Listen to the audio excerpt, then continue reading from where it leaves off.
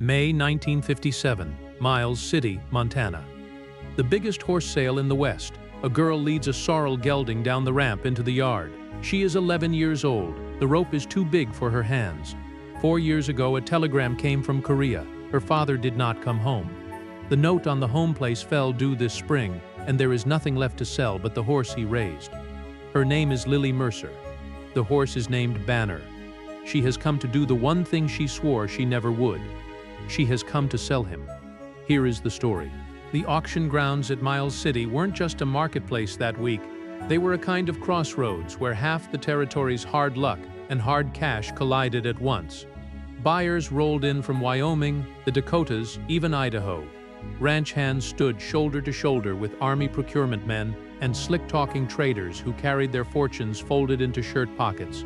Pen after pen stretched out under the spring sky, and over all of it hung that particular smell only a stockyard makes. Dust kicked up by hooves, sweat, leather, and the metallic tang of money changing hands fast.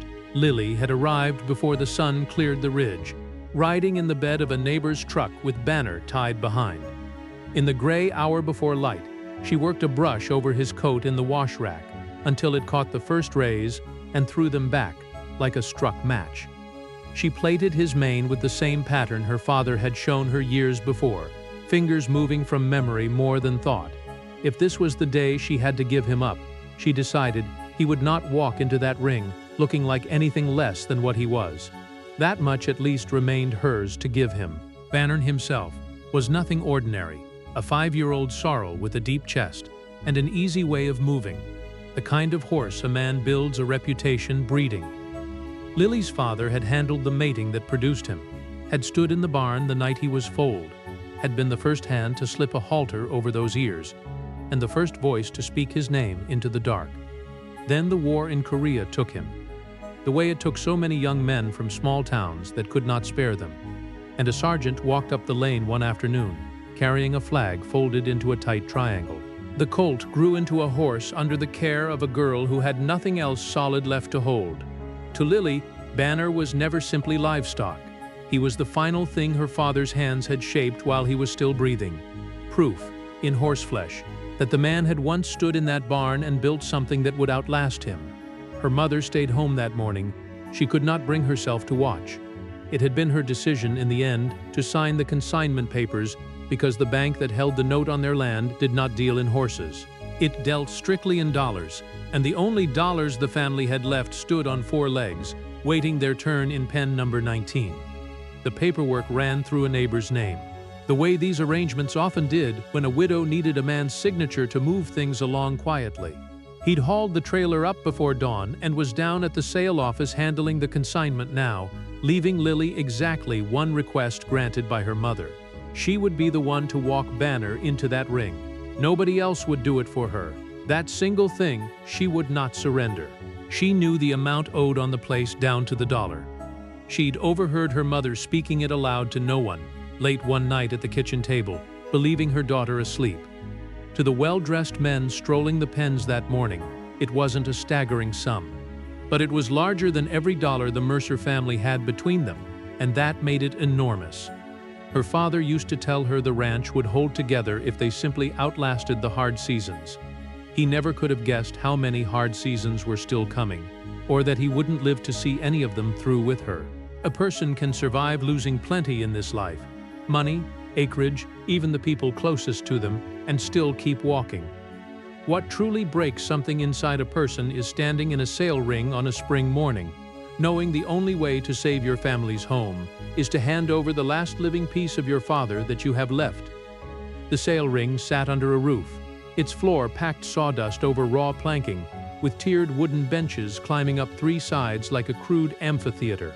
Above it all, the auctioneer worked from a raised box, his voice rolling out over a microphone in a current that never seemed to pause for breath. Horses entered through one gate, circled once through the dust, and exited through another, sold every time, before most spectators had time to blink twice. Lily stood near the entrance gate, Banner's lead rope gripped in both small hands, surrounded by grown men who talked loudly over her head as though she weren't there. Their eyes were on the horse, never on the girl holding him. One buyer. A heavy-set man in an expensive hat ran his thumb along Banner's shoulder, pried his jaw open to check his teeth, and scratched a figure into a small notebook. "Killer price, probably," he muttered to the trader beside him, not unkindly, simply stating a fact the way a man states the weather. "Decent using horse, sure, but there's 100 better head here today. Canners are running 6 cents a pound. Won't fetch more than that for a kid's pony." Lily didn't understand every word in that sentence, but she understood the two that mattered. Killer price. She knew exactly what that meant, what the canneries did with horses bought at that rate. She said nothing. Her face stayed still, because her father had once told her, long before Korea, long before any of this, that you never let people see what something is costing you. You hold the line on your own face, no matter what's happening underneath it. If you're watching this and you've got a state you're tuning in from, drop it in the comments. I want to know how far a story like this one travels. Off to the side, leaning against the top rail of the fence, stood a big man taking in the whole scene. He wasn't there for sentiment. He'd come north to Montana, scouting horses for an upcoming cavalry picture, 40 mounts that needed to match in color and build, hold steady under blank cartridge fire, and not flinch at chaos. He'd spent a lifetime around horses and around the men who traded them, and he could read both about as well as anyone alive. Hat tipped back, forearms resting on the rail, he watched the stock parade through, pen after pen, sale after sale. What caught his attention about the girl wasn't anything dramatic. It was stillness. Everyone and everything else in that yard was in motion. Shouting, bidding, jostling, trading. She simply stood beside her horse and waited. And when the animal lowered his head against her shoulder, she didn't push him away. There's a particular way a child holds her body when she's already absorbed more loss than any child should have to carry. He'd seen that posture before on movie lots, in train depots, and once, a long time back, staring at himself in a mirror, shoulders locked square, chin lifted just slightly, eyes drifting somewhere far past the immediate scene and staying there. It wasn't toughness exactly. It was whatever a person builds in the hollow space left behind once the original strength has been spent. He'd watched plenty of horses get auctioned off in his life. He had never once gotten comfortable watching the particular look on a person's face while they sold off the thing they loved most. He caught the heavy-set buyer prying open Banner's mouth. He heard the phrase, "killer price," drift across the open yard. He saw the girl's expression lock into place, refusing to crack, and he recognized that maneuver instantly. The trick of standing rigid as stone so nobody can read what's tearing through you underneath. Because he had used that exact trick himself more times than he cared to count. He turned to the local rancher standing near him and asked who the girl was. "Mercer girl," the man told him. "Lost her father in Korea. Her mother's about to lose the home place to the bank. This horse is the last thing of value the family's got." The rancher shook his head. "Hard year for it. But it's been a hard year all around out here." He knew exactly how hard the year had been. He'd driven 1,000 miles through the evidence of it to get here. Small towns hollowing out, young men shipping off to cities for work, or shipping off to Korea and never coming back at all. Old ranchers liquidating the best horse on the place to satisfy a bank that had never once laid a hand on livestock in its existence. He had spent years portraying men who lived exactly this kind of life on land exactly like this, and audiences had packed theaters to watch it. But he had never made peace with watching that same land swallow up the real people living on it. He didn't say anything more. He studied the girl a while longer, then shifted his gaze to study the horse. Then he reached into his jacket for the numbered paddle every registered buyer carried, the same paddle he'd intended to use bidding on 40 cavalry horses, and turned it over once between his fingers, thinking. The gate swung open. Pen 19. Lily walked Banner into the ring. Overhead lights threw a hard glare across the sawdust. The benches were packed with strangers, and the auctioneer's voice poured down over everything like rain hammering a tin roof. She guided the horse toward the center and turned him in one smooth circle exactly the way her father had taught her, and Banner moved through it calm and obedient, trusting the small hands holding his rope without question. 5-year-old sorrel gelding. Sound broke gentle, the auctioneer announced. "Who'll start me at 50? Give me 50. A hand rose. The heavy-set buyer, the one who'd called it killer money. 50, now 60. Give me 60. 60, 70. The bids kept coming from men pricing the animal by the pound rather than by the heart. 80. The numbers climbed, but slowly, reluctantly, and standing in the middle of that ring, Lily began to understand exactly what her father's horse was worth in the eyes of strangers. $80 a home, supposedly for $80, with everything else somehow expected to materialize from thin air. 80 once, the auctioneer called. 80 twice, 100. The voice came from the rail. Not loud, not even particularly forceful, but it carried through that entire ring, the way one quiet word can cut clean through a room full of noise. Heads turned. The big man at the rail had raised his hand no higher than the brim of his own hat, just enough to be seen, nothing more. The auctioneer blinked, recalibrated. "I've got $100 bid, thank you, sir." The heavy-set buyer scowled and lifted his notebook again, ready to counter. 200, said the man at the rail, before anyone else could speak. A murmur rolled through the benches. The heavy-set buyer turned to see exactly who was outbidding him on what he'd already priced as cannery meat, and when he saw the face attached to the voice, his mouth shut on whatever he'd been about to say. 200, the auctioneer repeated, and something in his own voice had shifted too. Do I hear? Nobody in that ring made a sound. 200 once, 200 twice. Sold to the gentleman at the rail. Lily stood frozen in the center of the ring, rope still in her hand, not entirely able to process what had just happened. The horse had been sold right out from under her, purchased by some stranger she'd never laid eyes on before that morning. It was finished. She had no way of knowing yet that the man who'd just bought him was already climbing down off the fence rail and walking straight toward her across the sawdust. He crouched low, a tall man folding himself down until he was eye level with an 11-year-old, and pushed his hat back off his forehead. Up close, his features matched a face she recognized instantly, the same one she'd watched flicker across a movie screen on Saturday nights with her father, before the war took him away. Her eyes went wide, but he spoke before she could find any words of her own. "You raised him right," he told her. "Best-looking horse that's come through that gate all day. Anybody told you that yet?" She shook her head, still too stunned to speak. "Well, he is." He took the lead rope from the sale clerk's assistant, and then he did something nobody standing in that yard would ever forget for the rest of their lives. He turned that rope around in his own hand and pressed it back into the girl's small fingers, closing them around it himself. "He's yours," he said. "I just made certain nobody else could take him from you." The benches had gone silent. 200 grown men who'd shown up that day strictly to buy and sell horses, now watching a tall stranger kneel down in the sawdust and hand a child back the one thing she owned in the world. Nobody applauded.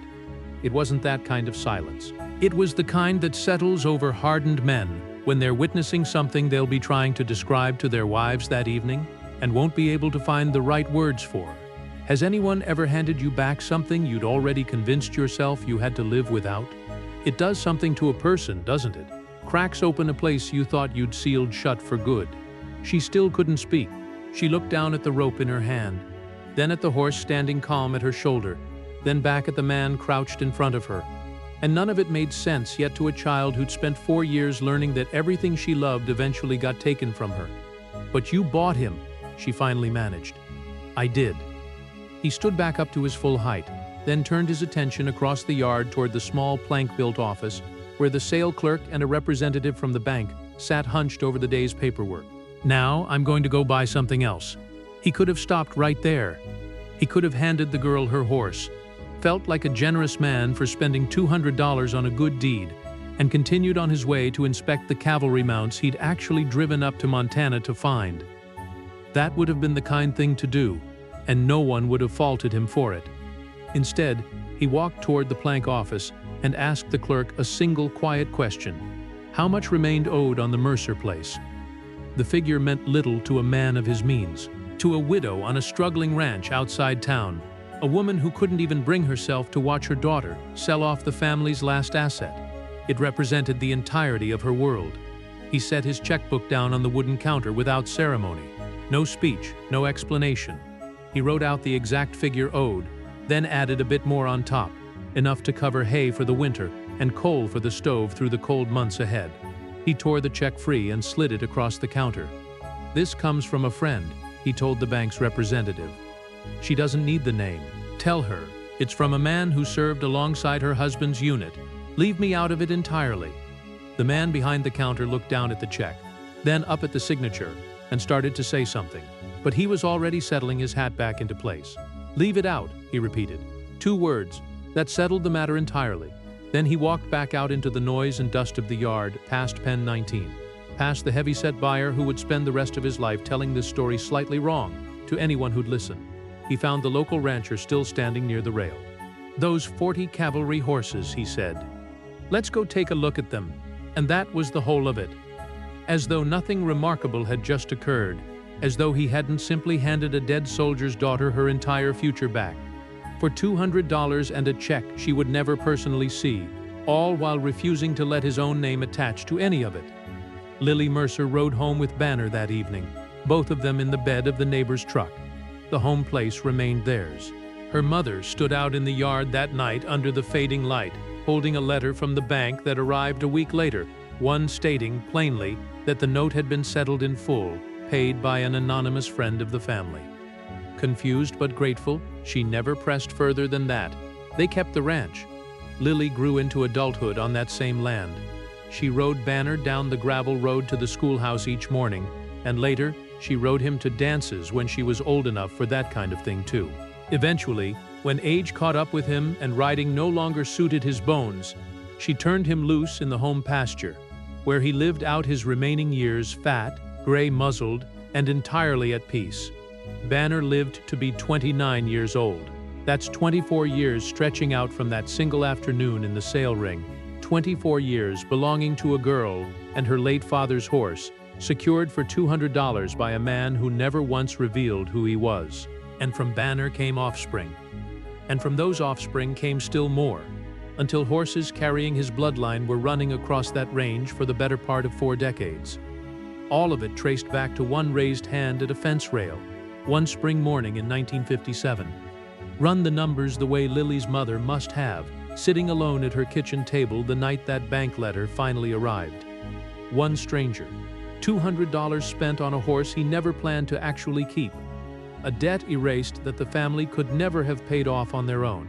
A winter's worth of hay and coal added on top of that, almost as an afterthought. Set all of it against what it ultimately bought, a home preserved, a girl raised to adulthood on her own family's land. 4 generations of horses descended from a single sorrel colt, and a debt of gratitude that outlasted the man who'd earned it by roughly half a century. The math has never balanced, and it was never supposed to. Whatever good that man did in a Montana cattle town, that spring kept paying dividends for 50 years running, and he never once collected on a single cent of it. Lily Mercer eventually became Lily Mercer Dawes. She raised her own children on that same home place, the land her father had originally bought, and that a stranger had quietly saved for her family decades earlier. She never learned the man's identity with absolute certainty, only that her mother had always referred to him as a fellow who'd served alongside her late husband, and that the tall stranger who'd bought back the horse and handed it to her had a face she recognized from somewhere up on a movie screen. Years later, when a local museum acquired the old leather halter for its collection, a small regional newspaper ran a brief feature on the piece. Lily Dawes, by then an older woman herself, was quoted in just a handful of lines. She said only that her father had raised the horse, that the animal had come back home, that very same day she'd led him off to be sold, and that she'd spent her entire life grateful toward a man whose name she could never confirm. When the reporter pressed her to explain what she meant, she simply said that some things a person just holds on to privately. Then she changed the subject to the weather and the spring calving season, the way ranch people often do once they've decided a conversation has run its course. By the time she'd quietly pieced together who he likely was, and most people eventually did, the man himself was long gone, and he had never once stepped forward in his lifetime to claim a shred of credit for any of it. Today, inside the Range Riders Museum in Miles City, there's a worn leather halter resting behind glass. The small placard beside it identifies it simply as belonging to a ranch horse named Banner, a local animal, well loved. The placard doesn't mention the rest of it. It doesn't say the halter was first buckled onto a colt by a man who would later die in Korea, or that the colt was led into a sale ring years afterward by his 11-year-old daughter, Or that a stranger leaning on a rail raised his hand to buy a horse he never intended to keep, only to kneel down moments later and hand it straight back, then quietly settle the family's entire financial future on top of that, asking for nothing in return except total anonymity. Some people might call that an act of charity. It wasn't, not really. Charity was what the heavyset buyer was practicing when he priced that horse out at 6 cents a pound. What the man at the rail did was something older than charity and considerably harder to pull off. He looked at a child holding herself rigid so the world couldn't see what the moment was costing her, and he made a decision right then that her family had already lost enough. He could have written a check from 1,000 miles away and never once had to look her in the eye. Instead, he lowered himself down into the dust to meet her at eye level, placed the rope back into her own hand, let her keep the thing she loved most, and her family's home along with it, and asked for absolutely nothing in return, not even recognition. If this story landed with you somewhere, pass it along to someone else. Share it with anybody who lost a parent too young, or a son to a war fought too far from home. And if you haven't already, go ahead and hit subscribe. There are plenty more stories like this one coming, and honestly, they just don't seem to make men like that anymore.